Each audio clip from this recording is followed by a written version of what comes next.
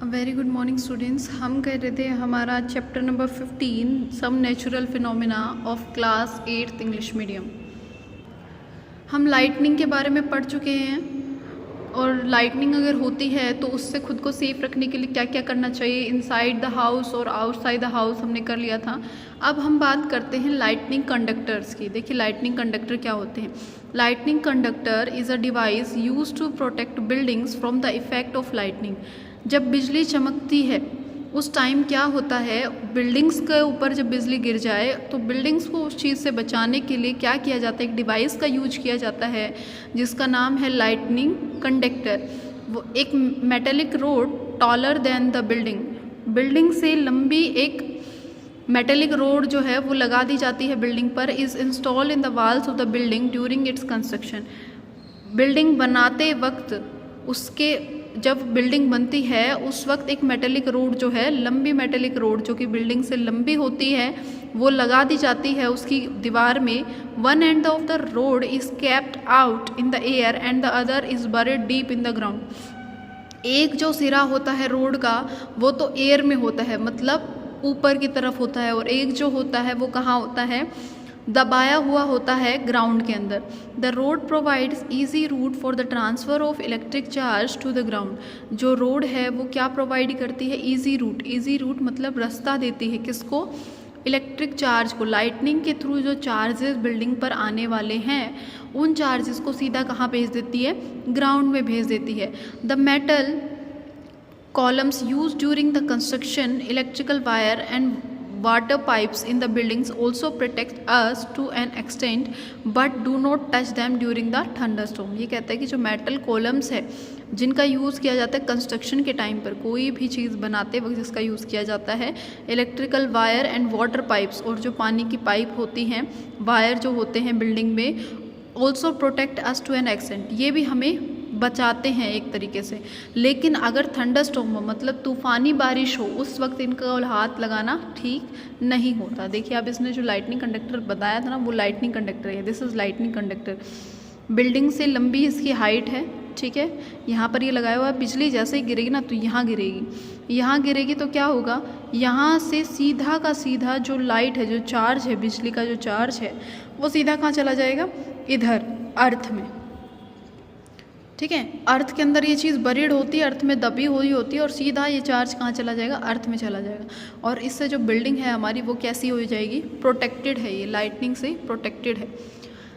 Then topic आता है earthquakes, मतलब जो हमारा भूकंप है उसके बारे में। You just learned about thunderstorm and lightning. आपने तूफान और लाइटनिंग के बारे में, बिजली के बारे में पढ़ा। In class 7th you learned about cyclones. आपने क्लास 7th में साइक्लोन्स के बारे में पढ़ा हुआ है। These natural phenomena can cause large scale destruction of human life and property.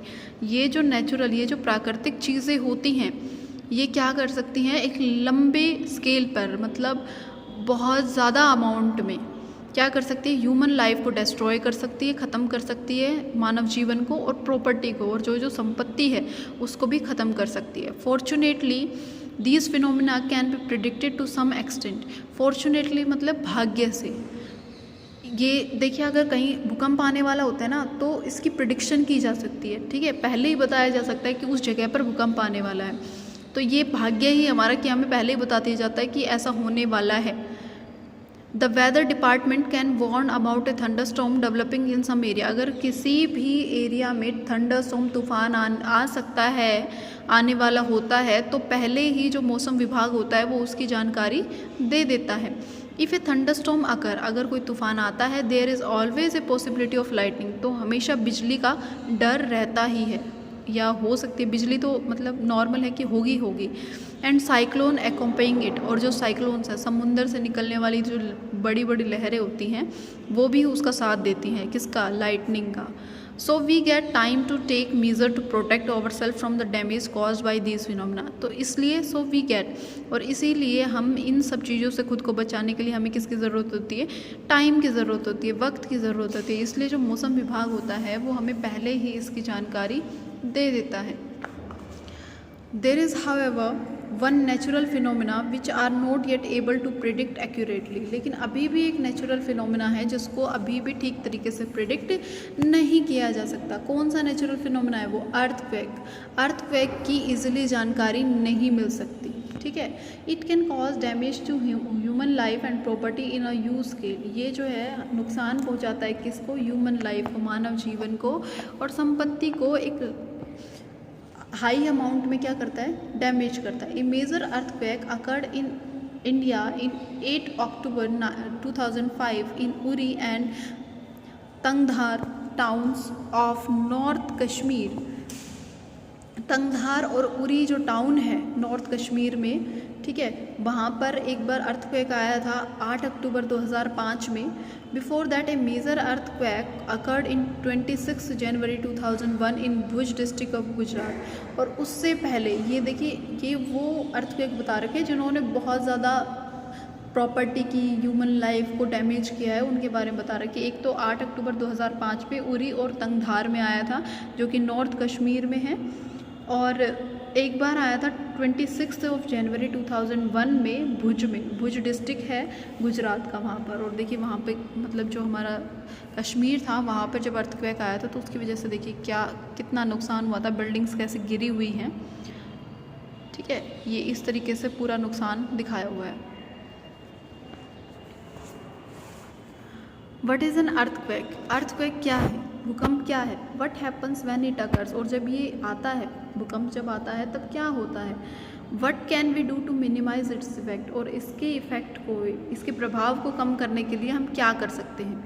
These are some of the question. ये वो क्वेश्चन है, वो प्रश्न है which we shall discuss below, जो हम नीचे पढ़ेंगे, जिनके बारे में अब चर्चा करेंगे नीचे। What is an earthquake?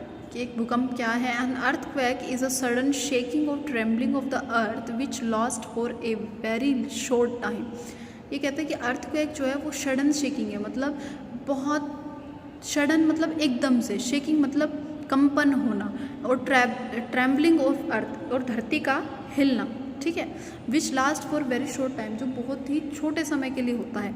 It is caused by disturbance deep inside the earth. और ये किसकी वजह से होता है? कि अर्थ के नीचे, अर्थ के इनसाइड, अर्थ की गहराई में डिस्टर्बेंस हो जाए, कोई भी चीज़ स्थिर ना हो और कुछ डिस्टर्बिंग हो, कुछ गड़बड़ हो जाती है, तब होता है। Earthquakes occur all the time. जो भूकंप है वो हर वक्त आता ही रहता है, ऑल ओवर द अर्थ, धरती पर कहीं ना कहीं भूकंप जो है वो आता ही रहता है। They are not even notice, लेकिन उनको नोटिस नहीं किया जाता बस, क्योंकि जब वो एक हाई अमाउंट में आता है ना, एक हाई स्केल पर आता है, तभी उसका पता चलता है कि हाँ अर्थक्वेक आ रहा है। अदरवाइज अर्थक्वेक आता ही रहता है, लेकिन बस हमें उसका पता नहीं चलता। Major earthquake are much less frequent. जो मेजर मतलब हाई अमाउंट में होने वाले जो अर्थक्वेक्स हैं वो लेस फ्रीक्वेंट, मतलब कम होते हैं, ठीक है। कम होता है ऐसा कि कहीं बहुत तेज़ भूकंप आ जाए, ऐसा कम होता है। They can cause immense damage to building. उससे क्या हो सकती है? भारी मात्रा में नुकसान हो सकता है। किसका? बिल्डिंग्स का, ब्रिज का, डैम का और लोगों का। They can be a great loss of life and property. There can be a great loss of life and property. क्या हो सकता है? नुकसान हो सकता है किसका? लाइफ का, जीवन का और संपत्ति का बहुत बड़ा नुकसान हो सकता है। Earthquakes can cause floods, landslides and tsunamis. जो भूकंप है वो क्या कॉज कर सकता है? फ्लड मतलब बाढ़ आ सकती है उससे। लैंडस्लाइड मतलब धरती का खिसकाव हो सकता है, धरती खिसक सकती है, ठीक है।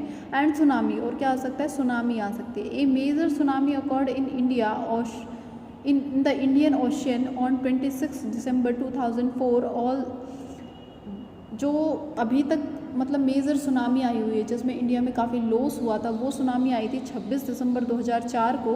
All the coastal areas around the ocean suffered huge losses. और जो भी कोस्टल एरियाज़ हैं, कोस्टल एरियाज़ कौन से? हमारे तटीय क्षेत्र जो हैं, ठीक है, जो तटीय क्षेत्र हैं इंडिया के अंदर, उनमें काफ़ी सारा नुकसान हुआ था। लाइक केरला है, वहाँ पर वो हुआ था। और हमारे क्या, जो हमारे द्वीप हैं, कौन से, जैसे लक्षद्वीप है, अंडमान निकोबार है, इस तरफ भी मतलब काफ़ी नुकसान हुआ था लोगों को।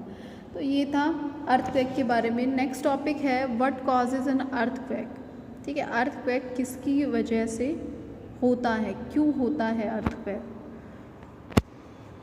तो इसका रीज़न हम पढ़ेंगे हमारी नेक्स्ट वीडियो में। So that's all for today, thank you.